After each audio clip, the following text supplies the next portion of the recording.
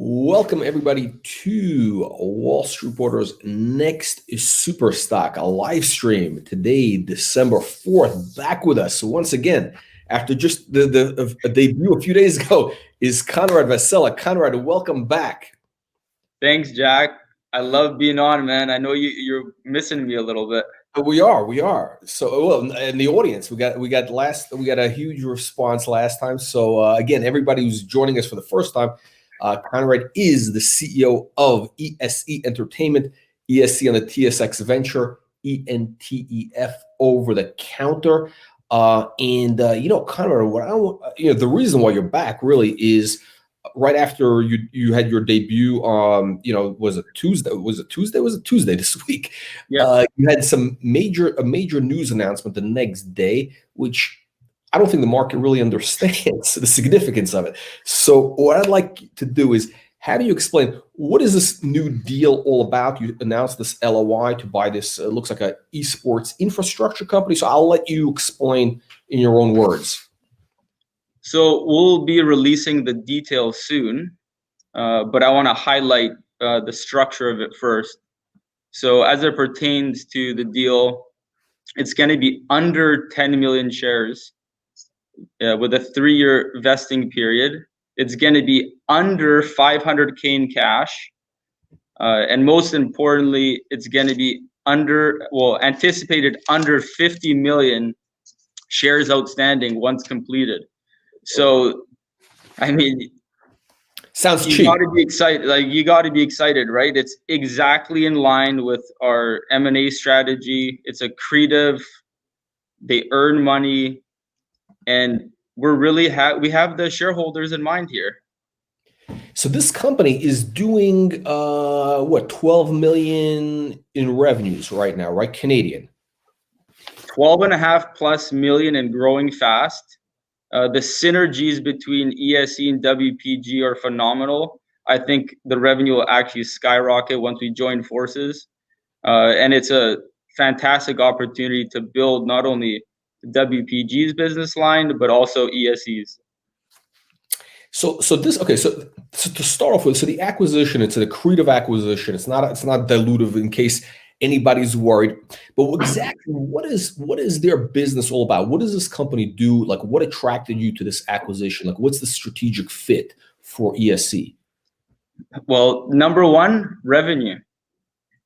And as you mentioned, accretive acquisition. It's a clear vision from day one. We're not going to pursue non-accretive acquisitions.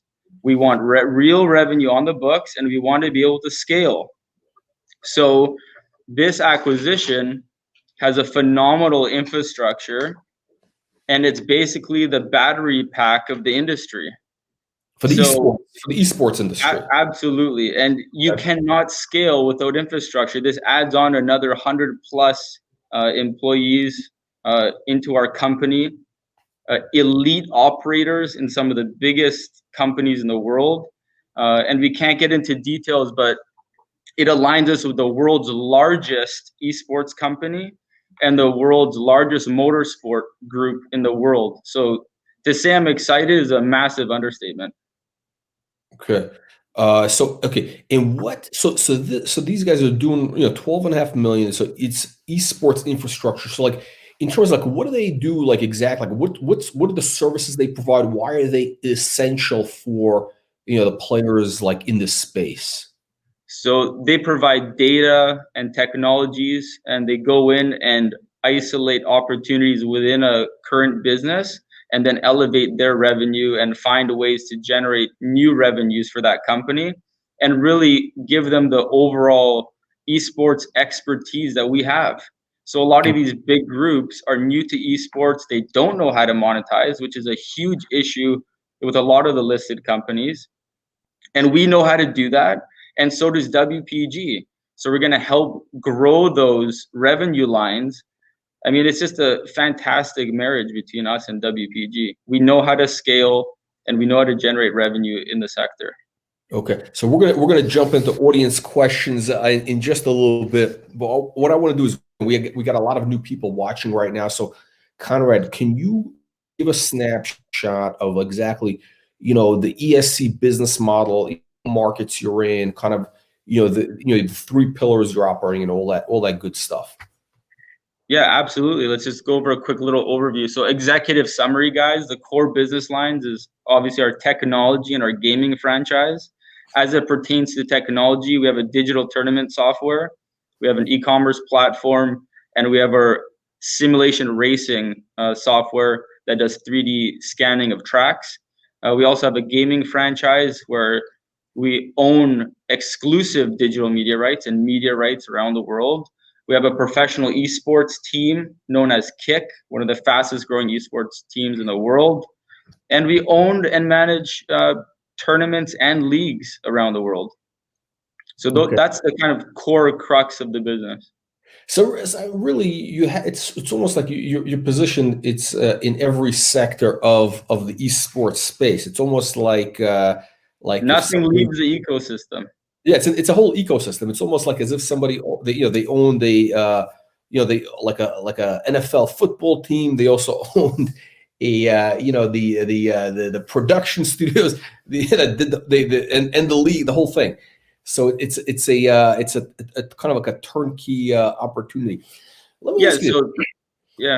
What do you see though? You have these three areas, but what do you see as the real, like, which one has kind of the most potential? Because at some point, one of these is going to break out. That's the one that's going to scale. No. You know what? We want to continue to build each line as hard and as fast as we can, and as time passes, naturally one of them is going to become a leader. Potentially, the opportunity with digital media rights and some of the technologies that we have could become a front runner, of course. But we need to build these out. We need to scale with real revenue and really isolate which one we're going to spend a little bit more time on. But I think the opportunity is so great in each line. Why would you not focus and build all of them out? And you had a great parallel. I mean, I used to play professional football, so I understand that world really well. And, the NFL is not just about owning the Dallas Cowboys. It's about who owns the media rights. And then even further, the NFL itself. That's the real giant juggernaut. That's what we want to be, right? And they own the media rights. They have these long-term deals with all these fantastic brands and advertisers, multi-year deals, billion-dollar deals.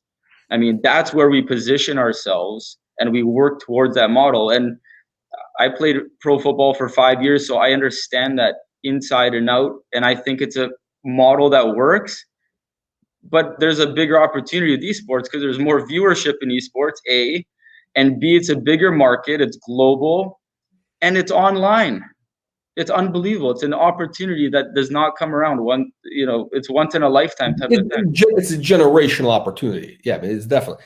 Because so to give some context, like esports right now, from what I'm reading, is there's more viewers for esports than there are for physical sports, right? Because it's very accessible. For whatever reason, people love watching esports, playing esports, whatever, but it's much more popular than you were doing. I'm sorry to insult you, but no, people prefer esports to football now. So you've moved on to this thing here, and what's interesting is this. It's sort of like right now, it's sort of like let's say the NFL was maybe in the 1960s, or the NBA was in the 1970s. That's where esports is right now. Right before those leagues, the teams became worth billions, multi-billions of dollars. Right before the whole team. The same thing was with esports now. I think that's what the opportunity is. The difference is because we're in the digital world now. These things can scale much faster. So it's not going to take 20 years for esports, for teams to become worth big money, like it did with the physical world, like with football players and whatever, basketball and all that. So it's tremendous. No, and I absolutely agree. And there's already proof to what you just said. Look at Tencent. Look at Activision Blizzard. Look at EA Sports. We're talking tens and tens of billions of dollars market caps there. It's already proven. The next phase is now esports. Who's going to be the first billion-dollar company in esports? Who's going to build that infrastructure to sustain and grow long term. We are, because we're making the appropriate acquisitions now to build a tremendous foundation to build upwards. We're not going backwards. We're building the foundation. We're scaling with meaningful revenue and core fundamentals of business, and we're going to get there. Okay, so Conrad, let me ask you this: you're closing in on this infrastructure deal right now. There's still, again, like, even though esports right now it's a multi-billion-dollar market now, but it's still small. It's still relatively fragmented. New. There's a lot of different opportunities out there. I'm sure you see them. So what do you see as kind of the what do you see as the opportunity here? Like, what kind of acquisitions can you make? Because I think it would be very compelling. There's not a lot of pure plays in the esports world yet. There's only like a handful of small public companies, and none of them have really made a dent. I mean, there's really nobody has made a big dent. There's no billion-dollar pure play. We're not talking about. I'm not including the EAs or Exactly. That's a different. Those are game. That's gaming. Yeah, game developers. But in the esports world, I don't think there is. Is there any pure play esports company with $1 billion market cap? I don't think so. No, and EGLX is making a great run at that. They're 300+ million market cap.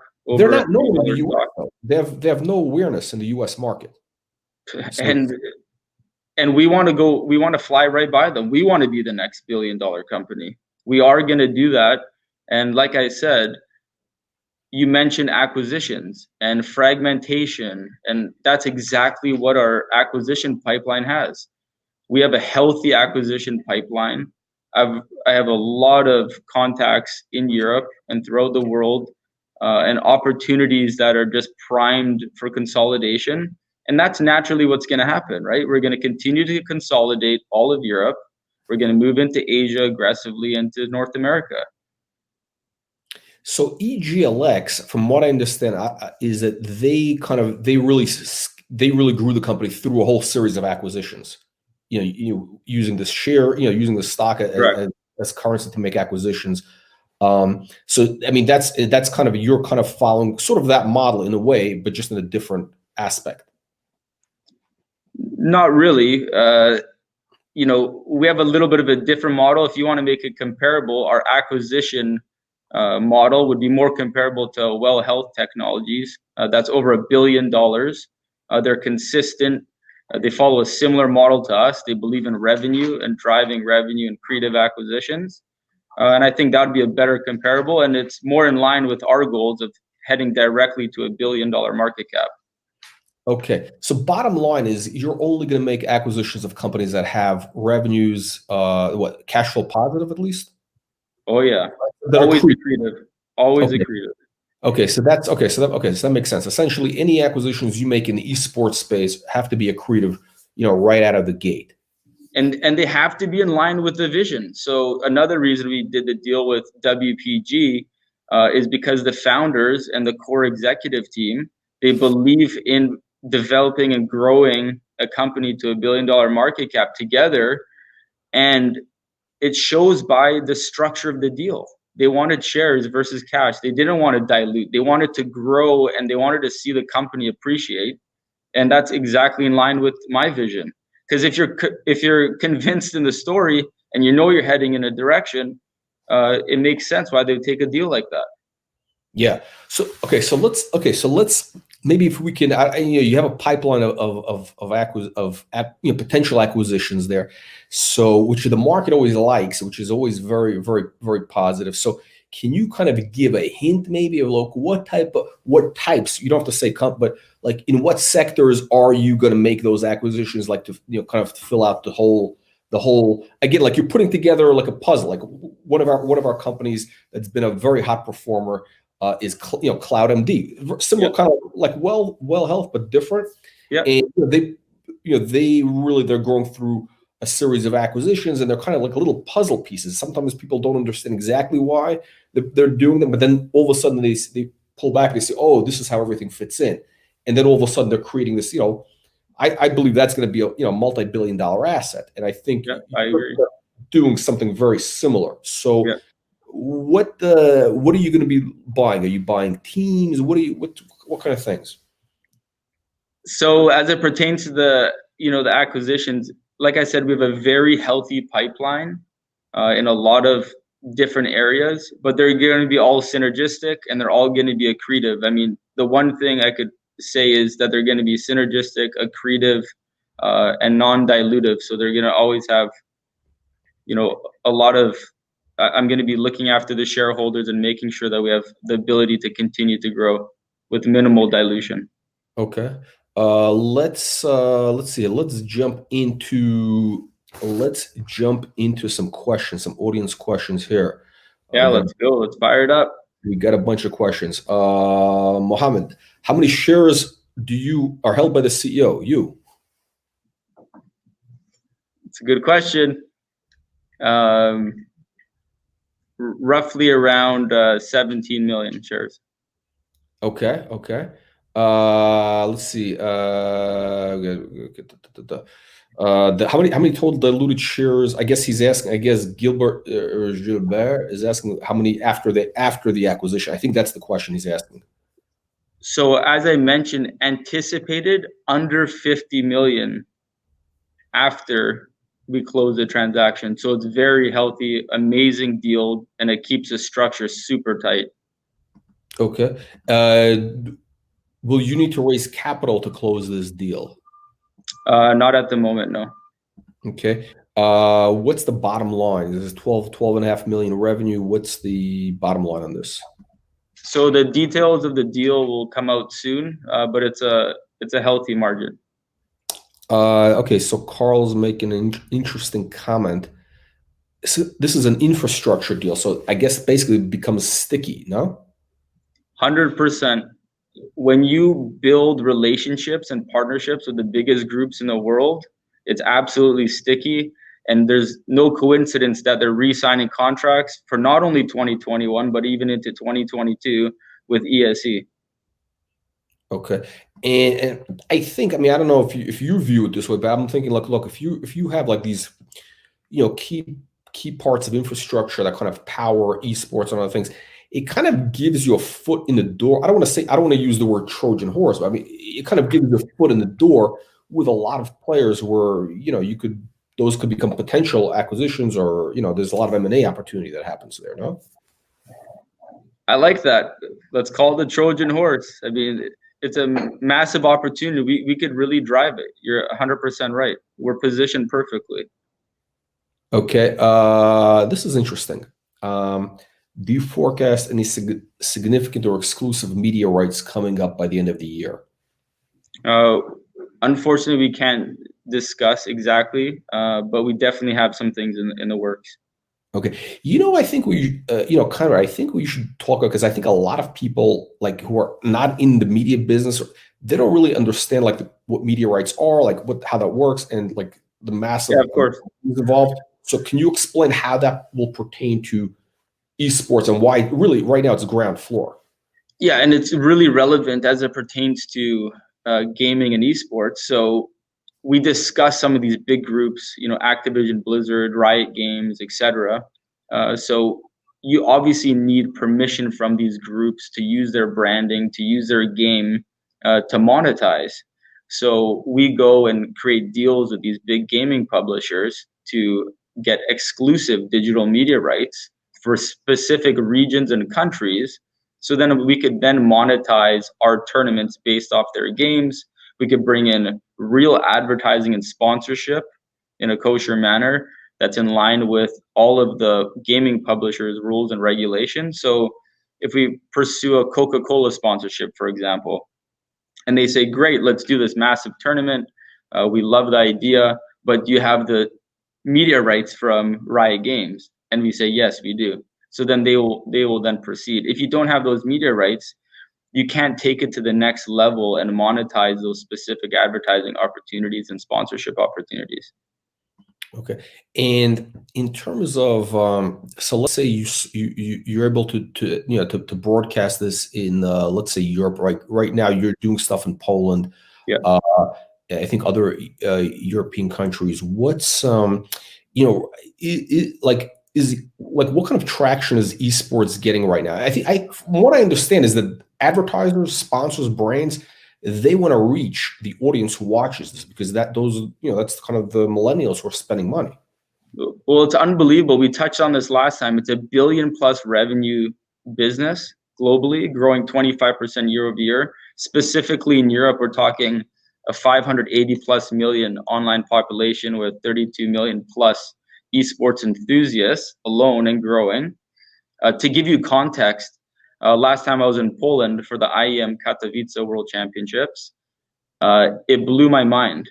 These players were on billboards, bus stops, on buses, on national TV, deals with Adidas, Nike. I mean, Europe's in hyper growth phase right now. It's unbelievable. Obviously COVID's an issue, but I really recommend to go over to some of these tournaments and it'll blow your mind. It's unbelievable. Packed stadiums. It's a real buzz and everyone knows about it. Unlike, sometimes in North America, in Canada specifically, it's a little bit of a smaller market, but Europe is just absolutely booming. And we're right in the thick of it, right? I mean, Asia is even bigger. Well, Asia is massive. The 170 million gamers just in Southeast Asia. So our partner, our technology partner, he did the Southeast Asia Games for Razer, a multi-billion-dollar company. And, there's tens of thousands of participants in tournaments. It's absolutely insane. It's unbelievable. I got a question from Derek. Who are your closest competitors focusing on esports infrastructure? That's a great question. I think now, post acquisition with WPG, we won't have too many competitors in that space. Your opinion on Microsoft buying Smash GG? That's a great question. I was actually speaking. Can you explain? I'm not aware. It's an online tournament platform. Okay. And that's a very interesting question because I was speaking to the founder of Meta, our technology partner. He used to work for Microsoft and he's a director of publishing for Activision Blizzard. And we were discussing that transaction because it shows how much value our technology and our platform has. Okay. So we're very, very comparable platforms there. Okay. So this guy's asking a technical question here. Mr. B is asking, so publishers, I guess the game publishers own the intellectual property for each game. What is ESE Entertainment's revenue sharing and broadcast rights plan? So revenue shares as it pertains to, intellectual property, it changes from publisher to publisher. It changes, whether you're doing live TV versus online tournaments. So it's a little bit of a loaded question, but typically I could use a multiplier as it pertains to sponsorship and advertising. We've seen a 10x multiple having media rights and intellectual property of some of the digital rights versus not having them. So working with the gaming publishers and having the media rights typically gives you a 10x multiplier in sponsorship and advertising. Okay. What percentage of your business do you see coming in from, sponsors and ads, that type of thing? What's the percentage going forward? Currently it's about 30% right now, but I see huge growth potential there. I mean, like I said, this is early days and we're chasing those massive opportunities like the exclusive 5-year deals, 3-year deals, 10-year deals. If we land one of those, I mean, there's multi-million-dollar implications there as it pertains to revenue. So it's about 30%, but I would love to see it grow because, those are fantastic opportunities right now. Okay. I guess Tony's asking, would you consider getting into hardware? It's a great question. We have some fantastic relationships with Razer. They're one of our sponsors, Crosshair, also multi-billion-dollar companies in their own right. But right now, I don't think it's going to be a core focus for us. We're happy with our partnerships with them. Okay. Phenom is asking, you keep mentioning the Dallas Cowboys. It seems, are you looking to work with the Dallas Cowboys in the near future? I have some friends that play on the team. We'll leave it at that. Let's see here. What are the questions do we have here? We get a technical question about the cap table lockups. So very tight structure. So all the founders are in a 3-year lockup periods. And similarly with our acquisition, it's going to be under the same vesting period. So 3-year lockups. So very tight as it pertains to lockups. Okay. Let's see here. Okay. No more questions so far. Conrad, okay. So you got this acquisition. What do you have like next? Again, we're kind of the end of the year here. What do you expect to have any significant announcements next couple of weeks? Like, what kind of stuff can we look for in terms of news flow? How fast did you get me back on the show? Anytime. You're welcome anytime here. Well, exactly. I mean, it took you 2-3 days to call me back to come on for this news. There's more in the pipeline. I'll tell you one thing. We got a lot of news coming. So I'm going to be on the show a lot, and I hope you guys tune in. We could continue to build awareness here. But these are all going to be very meaningful news, and you'll see, and you'll start to see the consistency coming down the road here. Okay. We get a question from Derek. Will you create partnerships with single teams similar to DraftKings and BetMGM? Follow up to Cowboys question. Yeah, I mean, we're open to partnerships. We're working on a couple of things, but I mean, it's just not really part of our core strategy at the moment. Okay. I think George is asking when is the next big event? I think he's asking about esports events. Like, what kind of big events are coming up? As it pertains for us, I think he's talking. I think it's more general, right? I think he's asking about general, like in the esports world, maybe tournaments or whatever. Or... Yeah, I think in general. I don't know. It's an open-ended question. I don't know what he means. No. In general, I mean, Europe's pretty quiet, but things are going to really ramp up in the new year. And then as it pertains to us, our technology provider is actually running the LATAM, one of the biggest tournaments in all of LATAM, so Latin America, with Razer as well. So that's a large-scale tournament to watch out for. Okay. Let's see here. Okay, we'll wrap up. Which games? I guess he's asking, which games do you play? Great question. I'm old school, man. So I'm a Madden guy and NCAA football, which some of you guys will laugh at. I'm sure the young guys will laugh at. I played a bunch of 007 when I was younger, but I love the sports games. So Madden and NCAA. Okay? This is an important question. I think in your debut presentation, you mentioned that your goal was to really build $1 billion business. So Hawaii 808 wants to know when is this going to happen? As soon as possible. Revenues. I mean, as soon as possible. We're going to continue to pound and scale, and we're just going to drive towards the goal of $1 billion market cap.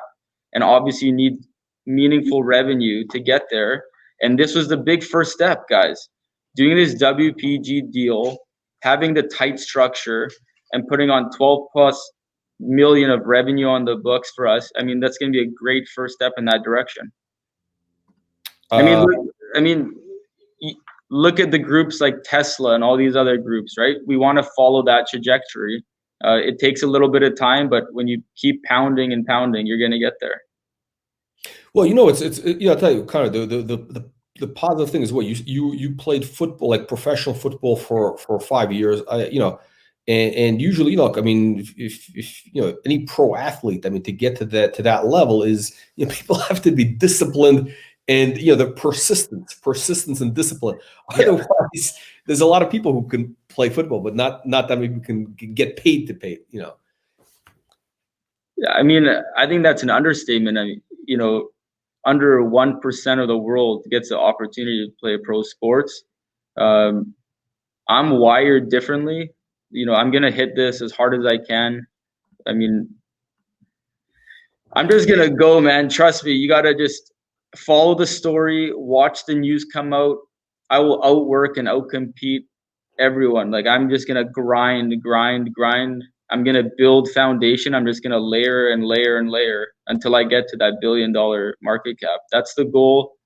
And when I'm locked onto something, it's happening. Okay, Conrad, let's. Oh, we're out of time. We're gonna have you back as soon as there's news. But let's recap here for anybody that's new to the live stream. Yeah, we're gonna ask you our favorite question here at the Wall Street Reporter, which is, top 3 reasons, in your opinion, top 3 reasons why investors should consider ESE shares today. Well, first and foremost, esports is a global mega trend, and we're right in the middle of it.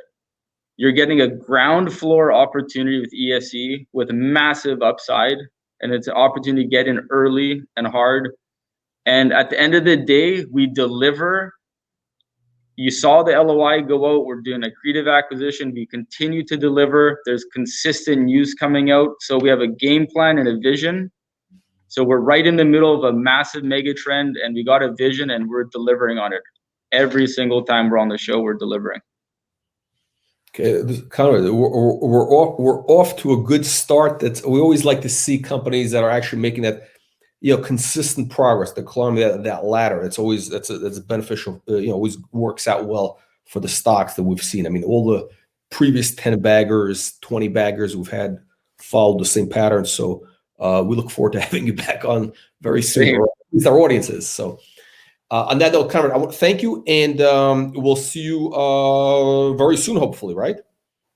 I would love to be back on, guys, and you're really excited just to be on the show and share the story, and I think, keep a close eye on it. Conrad, we'll see you next time. Thank you. Great. Have a great day, guys.